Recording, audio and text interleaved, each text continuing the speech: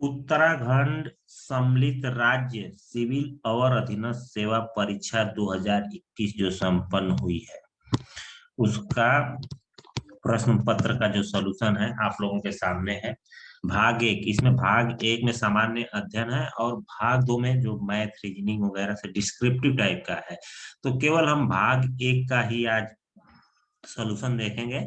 तो पहला क्वेश्चन इसमें आया था कि दुनिया का सबसे ऊंचा थिएटर अगस्त 2021 में कहाँ पर शुरू किया गया। तो ये हमारा शुरू किया गया था लद्दाख में। तो इसका सही आंसर होगा लद्दाख।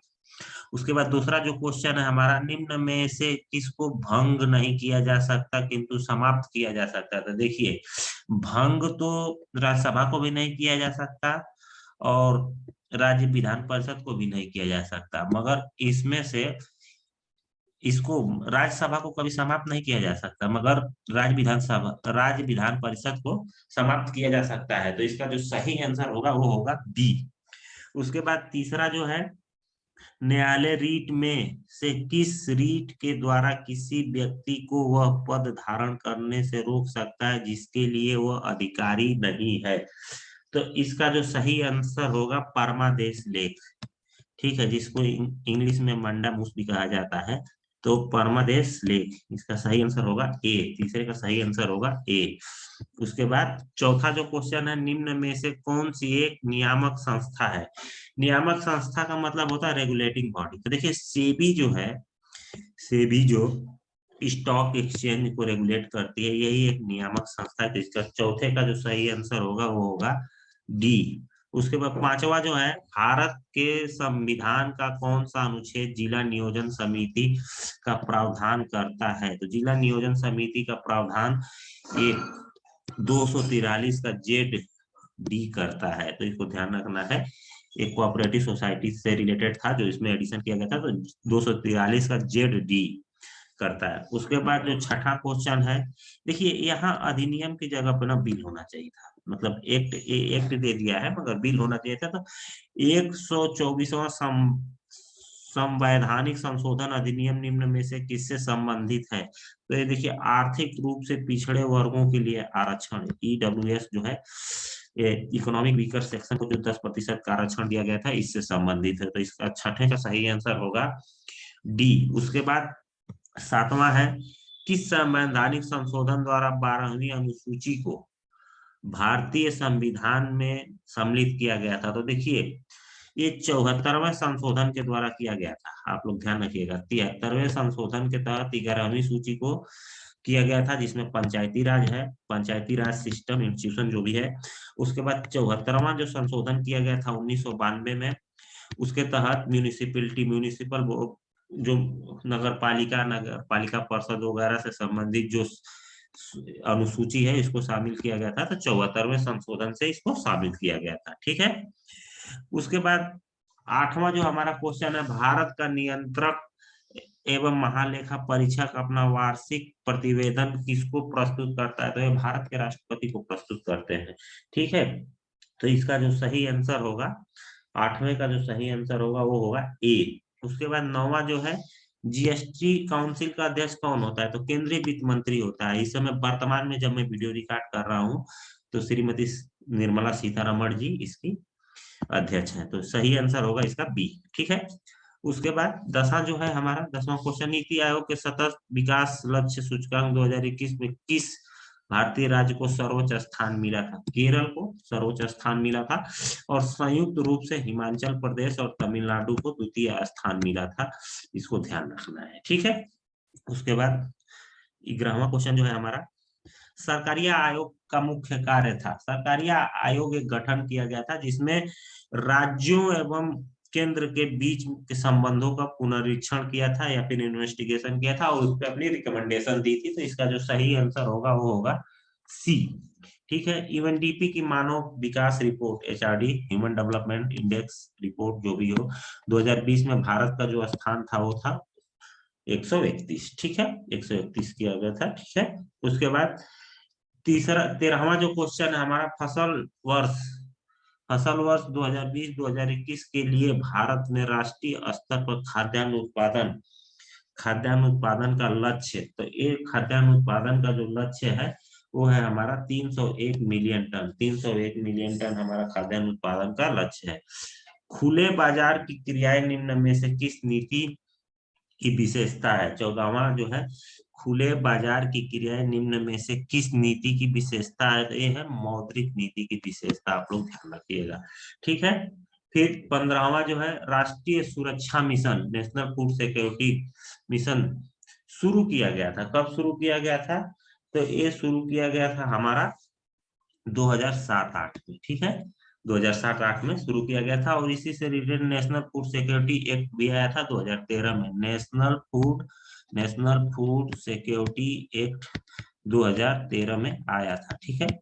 तो इसको भी ध्यान रखना है। उसके बाद तेंदुलकर कमेटी बनी थी, या तेंदुलकर प्रविधि के आधार पर 2011-12 में भारत में गरीबी की दर थी। तो देखिए, गरीबी की दर उस समय 21.92%, लगभग में 22% लोग गरीबी रेखा से नीचे जीवन यापन करते थे, ठीक है।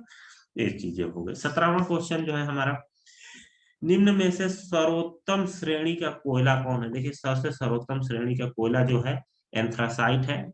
ये मुख्य रूप से अमेरिका में बहुत ज्यादा पाया जाता है, मगर अगर भारत की बात करें तो जम्मू कश्मीर राज्य में, केवल जम्मू कश्मीर राज्य में एंथ्रासाइट का भी खोज हो पाई है। इसको ध्यान रखना है।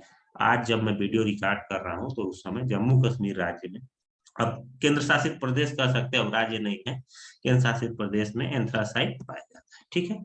इसका सही आंसर होगा 17 का सी।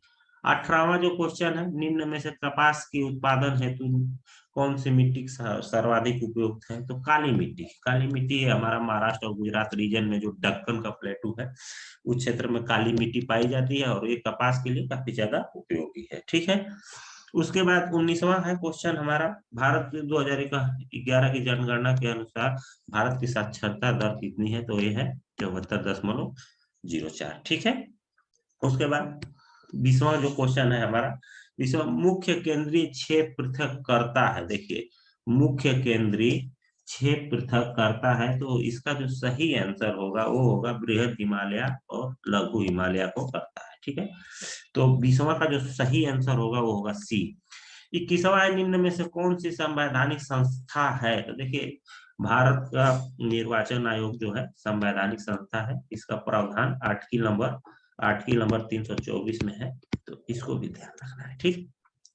आगे चलते हैं अपने 22वें क्वेश्चन पे। 22वां क्वेश्चन जो है, किस नदी के मुहाने पर एलियाबेट द्वीप है? देखिए, नर्मदा नदी के मुहाने पर एलियाबेट द्वीप है, अरब सागर में, ठीक है। एलियाबेट द्वीप जो है अरब सागर में, नर्मदा नदी के मुहाने पर एक है छोटा सा द्वीप, ठीक है। तो इसको ध्यान रखना है।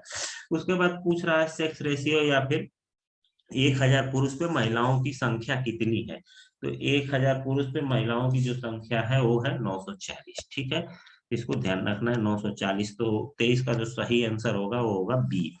24वां क्वेश्चन जो है, निम्न में से कौन सा जोड़ा सही नहीं है? तो देखिए, कौन इसमें जो 24वां क्वेश्चन, कौन सा जोड़ा सही नहीं? तो देखिए, नेपाल हिमालय जो है ना, ये रावी नदी एवं तीस्ता नदी के बीच में नहीं है, ये सतलज नदी से तीस्ता नदी के बीच में, सतलज नदी से तीस्ता नदी के बीच में है, तो इसको ध्यान रखना है, ठीक है। उसके बाद निम्न निम्न दर्रों को पश्चिम से पूर्व के क्रम में व्यवस्थित कीजिए। निम्न दर्रों को पश्चिम से पूर्व की तरफ में व्यवस्थित कीजिए। तो देखिए, जोजिला दर्रा, सिटिला दर्रा, मुलिंगला दर्रा, बोमडीला दर्रा, जेलेपला दर्रा, ठीक है। तो इसका जो सही आंसर होगा वो होगा डी, ठीक है। डी जो है इसका सही आंसर होगा, ठीक है। उसके बाद पूछ रहा है, निम्नलिखित में से कौन सी दक्षिण भारत की सबसे ऊंची चोटी है? तो देखिए, अनाईमुड़ी जो है सबसे ऊंची चोटी है, इसको ध्यान रखना है। ये पश्चिमी घाट की पार्ट है, तो इसको भी ध्यान रखना है। उसके बाद 27वां क्वेश्चन है, उत्तराखंड राज्य की सबसे ऊंची पर्वत चोटी कौन सी है? उस उत्तराखंड राज्य की सबसे ऊंची पर्वत चोटी है जो है नंदा देवी है, तो इसको ध्यान रखना। 27 का सही आंसर होगा वो होगा ए। उसके बाद 28वां जो क्वेश्चन है, 28 क्वेश्चन है, उत्तराखंड राज्य में निम्नलिखित में से किस जिले को भौगोलिक क्षेत्रफल सबसे अधिक है? ठीक है, मतलब सबसे बड़ा जिला कौन सा है? उत्तराखंड राज्य में निम्नलिखित में से किस जिले का भौगोलिक क्षेत्रफल सबसे बड़ा है? तो ये हमारा उत्तरकाशी का जो है सबसे बड़ा भौगोलिक क्षेत्रफल है। उसके बाद 29 जो है, 29 जो क्वेश्चन है हमारा, अलकनंदा की कौन सी सहायक नदी कर्णप्रयाग में मिलती है? तो पिंडर नदी जो है कर्णप्रयाग में मिलती है। 30वां जो हमारा क्वेश्चन है, ठीक है, हिमालयन फ्रंटियर ट्रस्ट स्थित है, हिमालयन फ्रंटियर ट्रस्ट कहाँ पर स्थित है? 30वें क्वेश्चन का, तो ये हमारा जो है शिवालिक रेंज और गंगा के मैदान के बीच में ये स्थित है, ठीक है। अब कुछ उत्तराखंड से स्पेशल क्वेश्चन है, तो ये उत्तराखंड की एग्जामों की जो लोग तैयारी कर रहे होंगे उनके लिए काफी ज्यादा इंपॉर्टेंट होगा, मगर जानकारी के हिसाब से सबको सब कुछ आनी चाहिए, जितना चीजें सीख ले आदमी उतना ही ज्यादा अच्छी चीज है, ठीक है। तो इसमें पूछ रहा है कि 2011 की जनगणना के आधार पर निम्नलिखित जिलों को जनसंख्या के आधार पर आरोही क्रम में वो करिए, अरेंज करिए, ठीक है। तो जनसंख्या के आधार पे, तो देखिए जो सबसे ज्यादा आबादी का जिला है इसमें, इस सेक्शन में जो दिया है, उत्तरकाशी है, ठीक है।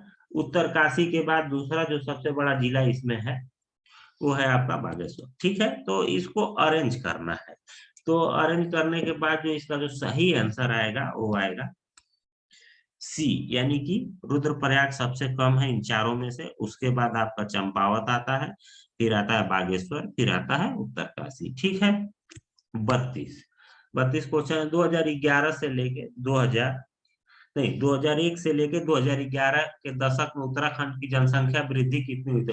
देखिए, तो इसकी एग्जैक्ट जनसंख्या वृद्धि हुई थी ना 18.81%, ठीक है, मगर इसमें 18.81 तो दिया नहीं है, तो इसके नियरेस्ट जो भी है उसको मारेंगे, तो इसका सही आंसर होगा वो होगा सी। उत्तराखंड में सर्वाधिक नगरीकृत जिला कौन सा है?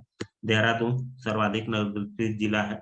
माता टीला बेतवा नदी पे है, ये उत्तर प्रदेश के बुंदेलखंड में स्थित है, ठीक है। माता टीला बहुउद्देशीय परियोजना उत्तराखंड के सॉरी बुंदेलखंड में है, और ये बेतवा नदी पे है, ठीक है। 34 का सही आंसर होगा वो होगा सी।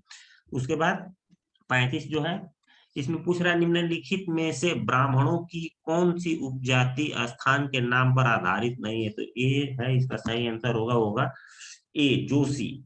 उसके बाद कह रहा है निम्नलिखित में से कौन सी जनजाति उत्तराखंड से संबंधित नहीं है? इसका सही आंसर होगा वो होगा बैगा। बैगा जनजाति उत्तराखंड से संबंधित नहीं है, नहीं तो जौनसारी, थारू और बुक्सा, ये चारों जनजातियां जो है उत्तराखंड में पाई जाती है, ठीक है। 37 क्वेश्चन जो है, 37वां हमारा क्वेश्चन है, उत्तराखंड के जनमानस पर सर्वाधिक व्यापक प्रभाव किस संप्रदाय का पड़ा है? तो वो पड़ा है शैव एवं शाक्त संप्रदाय का, ठीक है। उसके बाद 38 क्वेश्चन जो है, निम्नलिखित में से कौन सी एक लोक गाथा नहीं है? तो 38 का जो सही आंसर होगा वो होगा सी, लाडीसा। लाडीसा एक लोक गाथा नहीं है, तो इसको ध्यान रखना है। फिर पूछ रहा है कि किस जनपद में हील यात्रा लोक नाटक का आयोजन किया गया है? तो ये पिथौरागढ़ में किया गया है। 39 का जो सही आंसर होगा वो होगा सी। उसके बाद 40वां जो है, कहाँ पे दुर्योधन और कर्ण की पूजा की जाती है? तो ये की जाती है नेतवाड़, जो एक जगह है उत्तरकाशी में, वहीं पे दुर्योधन की और कर्ण की पूजा की जाती है। तो 40 का सही आंसर होगा वो होगा सी। फिर 41 जो है, निम्न में से किस जनजाति की जनगणना जाति की गणना हिमालय के प्रागैतिहासिक जातियों में नहीं की जाती है? तो 41 का जो सही आंसर होगा वो होगा शक। शक जनजाति की, शक जाति की जनगणना जो है प्रागैतिहासिक जातियों में नहीं की जाती है। तालेश्वरम ताम्रपत्रों में किस राजवंश और राजधानी का पता चलता है? तो ये पौरव वंश और राजधानी ब्रह्मपुर जो है इसका पड़ता है, तो इसका सही आंसर होगा वो होगा बी। उसके बाद ये देखिए 43वां का सुमेलित करने के लिए, देखिए बीएचईएल जो है वो सी जो है हरिद्वार में स्थित है, तो बीएचईएल सी, तो इसमें देख लीजिए सी में ए है, ठीक है। तो क्या नाम है कि एक ही सी का बस एक ही मैच कर रहे थे, इसका सही आंसर तो होगा बी, मगर सब बारे में जानना भी है हमें कि कौन कहाँ पे स्थित है, तो आप लोग इस चीज को भी ध्यान रखना है। फूलों की जो घाटी है, फूलों की घाटी देहरादून में स्थित है, इसको ध्यान रखना है, ठीक है। उसके बाद ऐसे मैच करा लीजिएगा, ठीक है, माफ करिएगा, फूलों की घाटी नहीं, इंडियन सैन्य अकादमी जो है ये हमारी देहरादून में स्थित है, फूलों की घाटी हमारी यहाँ पे चमोली में स्थित है, ठीक है, चमोली में स्थित है। तो 43 का सही आंसर होगा बी होगा, ठीक है। उसके बाद चलते हैं आगे, अगला क्वेश्चन जो है 44, अल्मोड़ा या फिर आलमनगर का संस्थापक कौन थे? अल्मोड़ा या फिर आलमनगर के संस्थापक कौन थे? तो ए थे बालो कल्याण चंद। ठीक है, तो इसका सही आंसर होगा डी। ठीक है, 1658 ईस्वी में किस मुगल शहजादे ने श्रीनगर गढ़वाल में शरण ली थी? तो ए लिया था आप लोग, इसमें 4 ऑप्शन दिए गए हैं, तो इसमें सुलेमान सिकोह जो थे इन्होंने शरण लिया था, तो इसका सही आंसर होगा बी। ठीक है, आगे चलिए 46 क्वेश्चन पे। 46 क्वेश्चन कर रहा है, उत्तराखंड में से किस स्थान पर प्राचीन शिलालेख मिले थे? ठीक है, किस स्थान पे प्राचीन शिलालेख मिले थे? तो इसका जो सही आंसर है वो है कलसी। कलसी में प्राचीन शिलालेख मिले थे। ठीक है, उसके बाद कुमायूं राज्य के चंद्रवंश का अंतिम शासक कौन था? तो ये था महेश महेश चंद्र था। ठीक है, महेंद्र चंद्र, सॉरी महेंद्र चंद्र थे। तो सही आंसर होगा वो होगा बी। ठीक है, गंठ भूमि का अर्थ होता है, गंठ भूमि का जो अर्थ होता है, मंदिर को प्रदत्त भूमि को गुंठ भूमि कहा जाता है। गुंठ कुछ भी अपना प्रोनाउंसिएशन कर ले। ठीक है, उसके बाद पूछ रहा है कि हिमालयन डिस्ट्रिक्ट्स के लेखक कौन सा है? तो एटकिंसन है। इसका सही आंसर होगा वो होगा बी। ठीक है, उसके बाद चलते हैं उत्तराखंड शासन की वीर चंद्र सिंह गढ़वाली योजना किससे संबंधित है? किस क्षेत्र से संबंधित है? तो एक पर्यटन से संबंधित है। ठीक है, फिर बोल रहा है उत्तराखंड आर्थिक सर्वेक्षण के अनुसार उत्तराखंड में से किस जनपद की प्रति व्यक्ति आय 2016-17 में सर्वाधिक रही? तो एक ही हरिद्वार की। ठीक है, सर्वाधिक रही। ठीक है, निम्नलिखित में से कौन सा युग्म सही सुमेलित नहीं है? तो ठीक है, इसको देख लेते हैं कौन सा युग्म सही सुमेलित नहीं है। तो इसका कौसानी पिथौरागढ़ इसका सही आंसर होगा। कौसानी पिथौरागढ़ इसमें सही सुमेलित नहीं है। ठीक है, भौगोलिक क्षेत्रफल की दृष्टि से उत्तराखंड राज्य भारतीय राज्यों में किस स्थान पे आता है? तो ए आता है 19वें स्थान पे। ठीक है, तो 19वें स्थान पे आता है, तो इसका सही आंसर हो जाएगा ए। उत्तराखंड राज्य का लिंगानुपात कितना है? तो 963 है। ठीक है, 963 है। 54 का जो सही आंसर होगा 963। नीचे लिखे नामों में उस नेपाली राजा का नाम इंगित कीजिए जिसने 12वीं सदी के अंत में खस देश, केदार भूमि और दानो भूतल प्रदेश का राज्य किया था, दानो प्रदेश पर राज्य किया था। ठीक है, तो इसका जो सही आंसर होगा वो होगा अशोक चल। अशोक चल ने किया था। 55 का जो सही आंसर होगा वो होगा ए। ठीक है, उसके बाद 56 क्वेश्चन पे चलते हैं। 56वां क्वेश्चन जो है, चिपको आंदोलन कहाँ से शुरू हुआ था? तो चमोली डिस्ट्रिक्ट से शुरू हुआ था। ठीक है, उत्तराखंड में सर्वाधिक एवं न्यूनतम जनसंख्या वाले 2 जनपद, हरिद्वार की सबसे ज्यादा जनसंख्या है और रुद्रप्रयाग की सबसे कम जनसंख्या वाला 2 जनपद है। ठीक है, फिर उसके बाद कह रहा है 58 क्वेश्चन जो है 58वां, भारत में प्रथम कृषि विश्वविद्यालय की स्थापना कब हुई थी? ठीक है, भारत में कृषि विश्वविद्यालय की स्थापना कब हुई थी? तो ये हुई थी 17 नवंबर 1960। ठीक है, उत्तराखंड राज्य के अस्तित्व में आने के बाद पहली बार राष्ट्रपति शासन कब लगा था? तो ये लगा था 27 मार्च 2016 को। ठीक है, निम्न में से ब्रिटिश कुमायूं के किस कमिश्नर ने पुलिस व्यवस्था के स्थान पर सामान्य प्रशासन के लिए पटवारी व्यवस्था लागू की थी? तो एक किया था श्री ट्रेल ने। ठीक है, श्री ट्रेल ने किया था। उसके बाद 61 क्वेश्चन जो है, उत्तराखंड की विधानसभा में अनुसूचित जाति के लिए कितने प्रत्याशियों के लिए स्थान आरक्षित है? तो ये है 13 प्रत्याशियों के लिए स्थान आरक्षित है। ब्रिटिश गढ़वाल 1940 में मुख्यालय कहाँ था? तो देखिए 1940 से पहले वहां पर मुख्यालय श्रीनगर हुआ करता था ब्रिटिश गढ़वाल का, मगर 1940 के बाद उसको बदल के पौड़ी में कर दिए। तो इसका सही आंसर हो जाएगा ए। उसके बाद उत्तराखंड में पंचायतों की वित्तीय स्थिति एवं पूर्वावलोकन के राज्य वित्त आयोग का गठन कौन करता है? राज्यपाल करता है। वित्त आयोग गठन करते हैं राष्ट्रपति और राज्य के वित्त आयोग का गठन करते हैं राज्यपाल। ठीक है, इसका सही आंसर 63 का हो जाएगा ए। उसके बाद कह रहा है अटल न्यू इंडिया चैलेंज, अटल न्यू इंडिया चैलेंज किस कब लॉन्च हुआ था? किस वर्ष प्रारंभ किया गया था? तो ये आपका प्रारंभ किया गया था 2018 से 19 के बीच में प्रारंभ किया गया था, मतलब 18-19 में। और इसको प्रारंभ करने वाली जो संस्था थी वो नीति आयोग है। नीति आयोग द्वारा इसे प्रारंभ किया गया था। ग्रामीण एवं कृषि विकास समिति की स्थापना कहाँ पर हुई थी? तो ये हुई थी आपकी हल्द्वानी में। तो इसका सही आंसर होगा वो होगा बी, हल्द्वानी। ठीक है।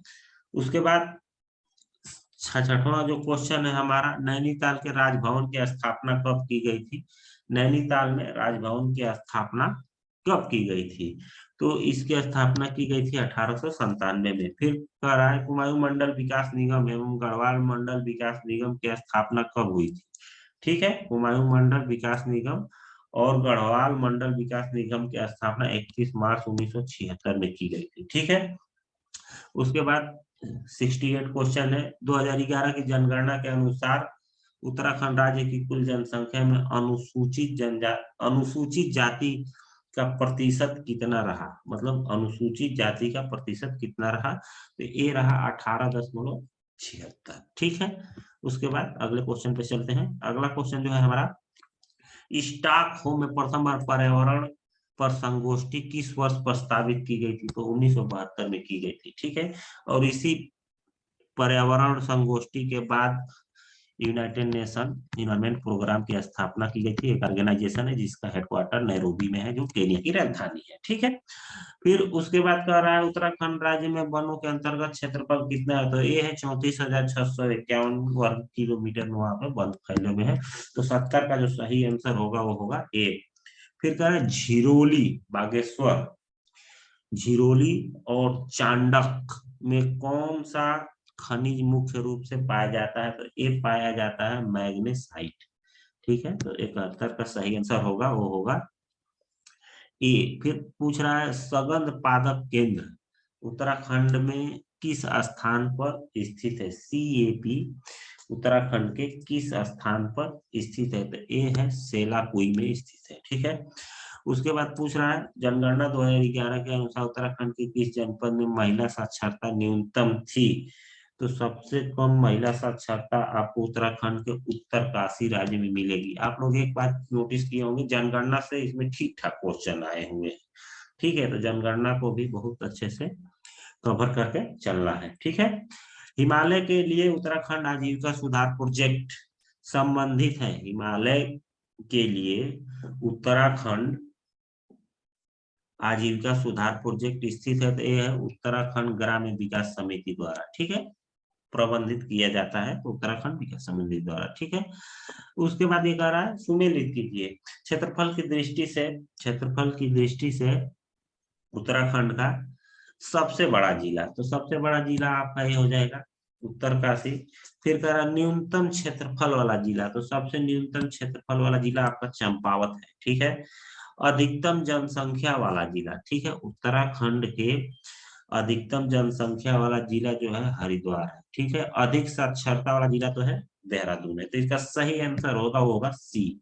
75 का सही आंसर सी होगा। देखिए ये भी जनसंख्या से या फिर सेंसस से क्वेश्चन है। निम्नलिखित में से कौन सी मद उत्तराखंड राज्य सकल घरेलू उत्पाद के आकलन 2019-20 के दौरान प्राथमिक क्षेत्र में सम्मिलित नहीं थी?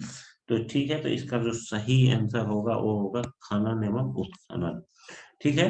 तो सही आंसर होगा सी। फिर कह रहा है उत्तराखंड सरकार द्वारा किस तिथि से किसान प्रोत्साहन पेंशन योजना प्रारंभ की गई थी? उत्तराखंड सरकार द्वारा किस तिथि से किसान प्रोत्साहन पेंशन योजना की शुरुआत की गई थी? तो ये शुरुआत की गई थी बी। ठीक है, 15 अगस्त 1914 में। ठीक है। उसके बाद कह रहा है फिरोमोन्स उदाहरण है। ठीक है। 78 का जो है फिरोमोन्स उदाहरण है। तो ये आपका बाय हार्मोन्स का उदाहरण है। 78 का सही आंसर होगा सी। फिर आइसोटोनिक घोलों में समान होते हैं। ठीक है। आइसोटोनिक घोलों में क्या चीज समान होता है? तो ये समान होता है परासरण दाब। ठीक है। उसके बाद निम्न में से किसके कारण आसमान नीला दिखाई देता है? निम्न में से किसके कारण आसमान नीला दिखाई देता है? तो ये दिखाई देता है परावर्तन के कारण। ठीक है। उसके बाद प्रथम प्रथम ट्रांसजेनिक जंतु, देखिए इसको इसका सही आंसर हमको मिल नहीं पाया। ठीक है। मैंने बहुत चीजों को इसको खोजा तो कई जगह माइस दे रहा था। ठीक है। मगर एग्जैक्ट चीजें मिल नहीं पाई तो मैं इसको छोड़ दिया था। ठीक है। उसके बाद 82 क्वेश्चन जो निम्नलिखित में से एक वाष्पशील कार्बनिक यौगिक नहीं है। ठीक है। तो 82 का जो सही आंसर है फॉर्मल्डिहाइड। ठीक है। बी होगा। ठीक है, निम्नलिखित में से कौन सा एक ऑपरेटिंग सिस्टम नहीं है? तो जावा। जावा एक प्रोग्रामिंग लैंग्वेज है, न कि ऑपरेटिंग सिस्टम है। ठीक है, डायोड का उपयोग किया जाता है। ठीक है, तो डायोड का उपयोग जो है वो किया जाता है आपका विद्युत संकेतक उत्पन्न करने के लिए। ठीक है, तो 84 का जो सही आंसर होगा वो होगा सी। ठीक है, निम्नलिखित में से कौन सल्फर डाइऑक्साइड प्रदूषण का सर्वोच्च सूचक है? तो ए आपका है लाइकेन। ठीक है, लाइकेन जो है सहवाग कह सकते हैं, इसका बी। ठीक है, उसके बाद एक आ रहा है यूरिक अम्ल नाम का नत्रजनी अपशिष्ट उत्सर्जित करता है। तो देखिए 86 का जो सही आंसर होगा वो होगा पक्षी या छिपकली, ये रेप्टाइल या वर्ड से करते हैं यूरिक अम्ल नाम का नत्रजनी अपशिष्ट। ठीक है, तो इसका सही आंसर हो जाएगा डी। उसके बाद 87 जो है क्वेश्चन, प्रसिद्ध समाचार इंडियन ओपिनियन किसके द्वारा प्रारंभ किया गया था? तो ये हमारे गांधी जी के द्वारा प्रारंभ किया गया था, मोहनदास करमचंद गांधी के द्वारा प्रारंभ किया गया था। तो इसका सही आंसर हो जाएगा सी।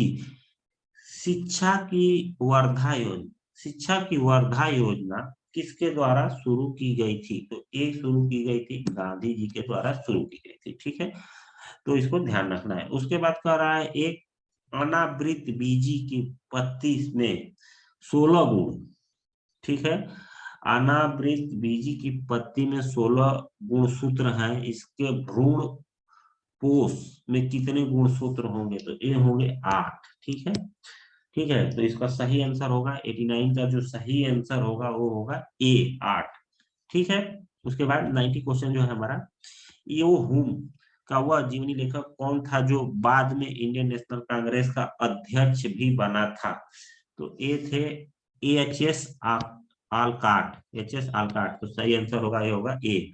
उसके बाद तिनकठिया अनुबंध किस आंदोलन से संबंधित है? तो ये चंपारण आंदोलन से संबंधित है। तिनकठिया अनुबंध में नील की खेती की जाती थी और ये चंपारण बिहार के एक जिले में इसका आंदोलन हुआ था, जिसमें गांधी जी ने प्रतिभाग भी किया था। ठीक है, उसके बाद 16वें प्रवासी दिवस की थीम क्या थी? तो ठीक है, 16वें प्रवासी दिवस की जो थीम थी वो थी हमारी, 4 ऑप्शन आप लोगों के सामने दिया गया है। तो इसका जो सही आंसर है वो है आत्मनिर्भर भारत में योगदान। ठीक है, आत्मनिर्भर भारत में योगदान। ठीक, उसके बाद 93 क्वेश्चन है, सन 2020 में हिंदी कविता के लिए साहित्य अकादमी पुरस्कार के प्राप्तकर्ता कौन थे?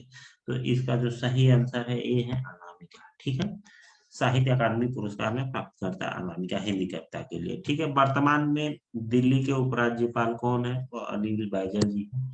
ठीक है, उसके बाद 95 क्वेश्चन जो है, 2020-21 में फिक्की के नए अध्यक्ष चुने गए। तो ठीक है, फिक्की के जो नए अध्यक्ष चुने गए हैं वो चुने गए उदय शंकर। ठीक है, तो इसका सही आंसर होगा बी। निम्नलिखित में से कौन से खिलाड़ी ने टोक्यो पैरा ओलंपिक में एथलेटिक्स में स्वर्ण पदक जीता था? ठीक है, ये जीता था सुमित अंटिल ने। ठीक है, भाला फेंक में जीता था इन्होंने। ठीक है, 97 जो क्वेश्चन है, 108वें भारतीय कांग्रेस का आयोजन कहाँ पे किया गया था? ठीक है, भारतीय विज्ञान कांग्रेस का आयोजन 2022 में कहाँ होगा? तो ये होगा पुणे में होगा। ठीक है, नोबेल शांति पुरस्कार 2021 के विजेता किस देश से संबंधित हैं? तो ये संबंधित है फिलीपींस और रूस से। ठीक है, सही आंसर होगा सी। अंतर्राष्ट्रीय बालिका दिवस मनाने के लिए आयोजित एक दिन के लिए उच्च आयुक्त प्रतियोगिता की 5वीं विजेता कौन थी? ठीक है, ध्यान से सुनिए। अंतर्राष्ट्रीय बालिका दिवस मनाने के लिए आयोजित एक दिन के लिए उच्च आयुक्त प्रतियोगिता की 5वीं विजेता कौन थी? तो चैतन्य वेंकटेश्वरन थी। ठीक है, तो इसका सही आंसर, नहीं सॉरी, अदिति माहेश्वरी थी, माफ करिए इसको, अदिति माहेश्वरी, मैंने गलत बोल दिया, अदिति माहेश्वरी इसका सही आंसर होगा, अदिति माहेश्वरी। ठीक है, उसके बाद भारत में विद्युत तार का जनक किसको कहा जाता है? भारत में विद्युत तार मतलब ये संदेश भेजने वाला है। ठीक है, ये मत समझिए विद्युत तार का मतलब जिसमें लाइट प्रोवाइड हो रही है, ऐसा पावर प्रोवाइड होगा, ऐसा नहीं है। संदेश भेजने का तो लॉर्ड डलहौजी ने किया था। तो सही आंसर होगा सी। तो दोस्तों ये था उत्तराखंड सम्मिलित राज्य सिविल और अधीनस्थ सेवा परीक्षा 2021 में जो आयोजित हुई थी उसका प्रश्न का सलूशन। आगे और कोई कोई भी सरकारी एग्जाम होंगे तो उससे रिलेटेड जो भी प्रश्न पत्र बनना है उसका हम लोग सलूशन आप लोगों के बीच में लेके आएंगे। तो तब तक के लिए नमस्कार, जय हिंद, जय भारत।